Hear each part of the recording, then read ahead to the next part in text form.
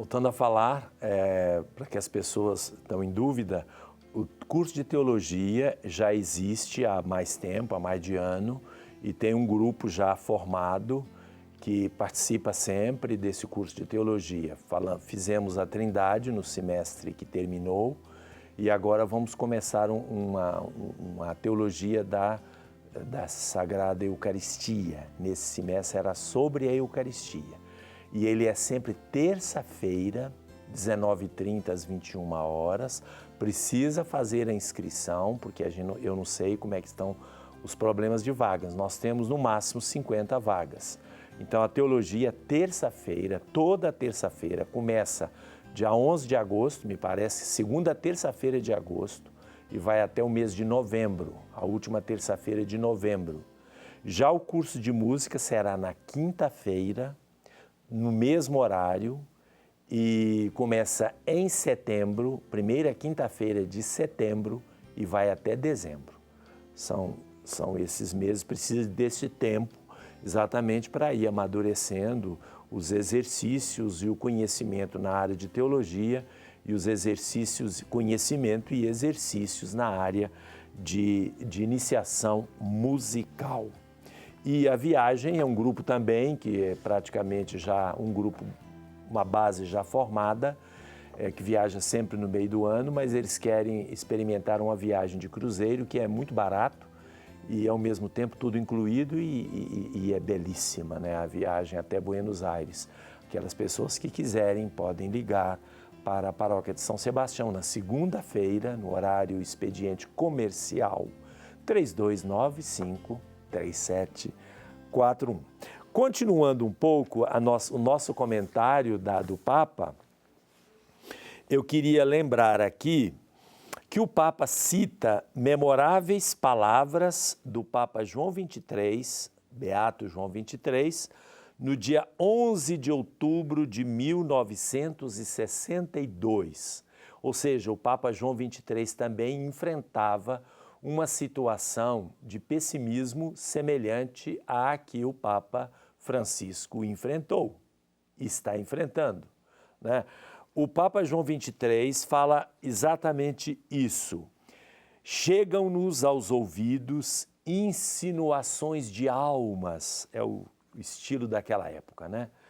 Ardorosas, sem dúvidas, no zelo, mas não dotadas de grande sentido de discrição e moderação. Nos tempos atuais, não vem senão prevaricação e ruínas. Mas a nós, parece-nos que devemos discordar desses profetas de desgraças, que anunciam acontecimentos sempre infaustos, como se estivesse iminente o fim do mundo. E o Papa continua: na ordem presente das coisas, a misericordiosa providência está nos levantando para uma ordem de relações humanas que, por obra dos homens, e a maior parte das vezes para além do que os homens esperam, se encaminham para o cumprimento dos seus desígnios superiores inesperados. E tudo, mesmo as adversidades humanas, converge para o bem da Igreja. Aqui alguns comentários que eu acho interessantes, né? Quando eu disse que é semelhante, porque o Papa João XXIII, quando ele assumiu o pontificado, depois de vários anos do Papa Pio XII, a Igreja estava muito tensa.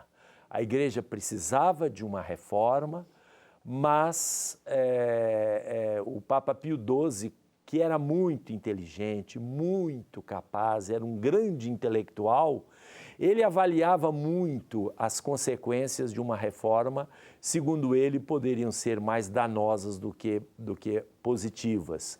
João XXIII, que não tinha exatamente o mesmo nível de intelectualidade de Pio XII, mas tinha um coração imenso e uma experiência pastoral muito grande, ele resolveu fazer a reforma da Igreja, convocando o Concílio Vaticano II.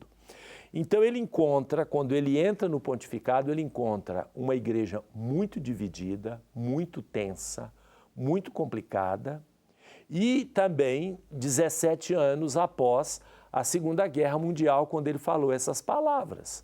Ou seja, Pio XII morreu em 58, por volta de 1958, 59, ou seja, nesse caso, 10 anos, 45, 55, 59, daí por volta de 15 anos da Guerra Mundial, onde a Europa foi toda destruída, havia fome para todos os lados, havia um ambiente muito tenso do ponto de vista social também. E havia o mundo dividido em duas partes da Guerra Fria, a divisão da Europa pelo Muro de Berlim, né, o leste europeu dominado pelo comunismo e assim por diante. Então havia uma situação bastante difícil. E João 23 enfrenta com bastante otimismo. Mas ele tinha razão de ter otimismo na época, porque as coisas começavam a se delinear, e ele diz aqui nesta frase, por exemplo, a criação da ONU, o presidente Kennedy nos Estados Unidos dava muito otimismo ao mundo, primeiro presidente católico dos Estados Unidos, jovem, com muito idealismo, mas também havia na Rússia um primeiro-ministro, Nikita Khrushchev, que era um homem bom, relativamente bom, simples, parecido até com o Papa João XXIII, e que, de alguma forma, queria o diálogo. Então, havia um motivo para otimismo. Na Alemanha havia Adenauer, que fundou a democracia cristã na Alemanha, gente muito boa, muito honesta, muito cristão, católico. Na Itália havia o De Gasperi. Então, se conformava uma situação bastante promissora do ponto de vista futuro. Por isso que João 23, o otimismo dele não era um otimismo vazio, ele tinha base na realidade. Mas, acima de tudo, o Papa João 23 fala de um otimismo baseado na misericórdia divina. Se nós percebermos, esta ideia do Papa João 23 volta com João Paulo II e depois Bento XVI e agora com o Papa Francisco. Ou seja, eles enfrentam uma barra pesada também, difícil agora muito dentro da igreja, mas também no mundo, né? É bom lembrar que nós estamos num mundo marcado por muita violência, por muita guerra, por muita perseguição, e ele vai dizer aqui nos próximos parágrafos. Então, diante disso, tanto o Papa João Paulo II dedicou o final do seu pontificado à misericórdia divina, instituindo, inclusive, o Domingo da Divina Misericórdia, que o Papa Bento XVI recuperou e o Papa Francisco, no sentido de que nós não podemos ficar tão pessimistas assim, mesmo quando a realidade circundante não parece tão boa. Porque existe uma providência amorosa e misericordiosa de Deus que guia o mundo. Pode não estar bem agora, mas será daqui a pouco. Vamos ver agora a Vanessa Fulan, que vai nos falar dos meninos, que são agentes de transformação. Passam a ter atitudes simples que fazem diferença na vivência do dia a dia. Vamos conferir.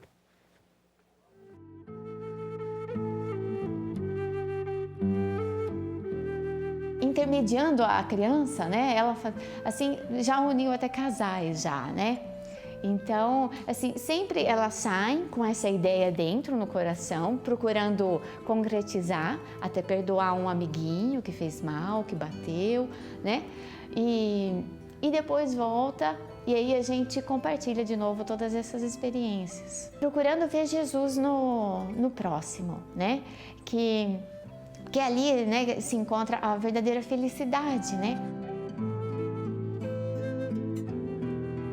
Eu acho essa palavra assim muito, assim, a chave de muita coisa, né? Porque é a reflexão que nós fazemos, né, com nós mesmos e de poder se doar do modo justo para as pessoas, né? Que é doar o Jesus, que todo mundo está precisando, né? Eu vejo que ele exorta isso, né? Coloca em relevo. Muito bem, nós vimos aí o testemunho de Vanessa Fulan. Eu só quero fazer uma brincadeira, um parênteses, porque muita gente pode achar que ela falou errado com nós mesmos. Está corretíssimo. O errado são aquelas pessoas que falam conosco mesmos. Quando tem mesmos, é com nós mesmos. Só para a gente, alguns que poderiam criticá-la.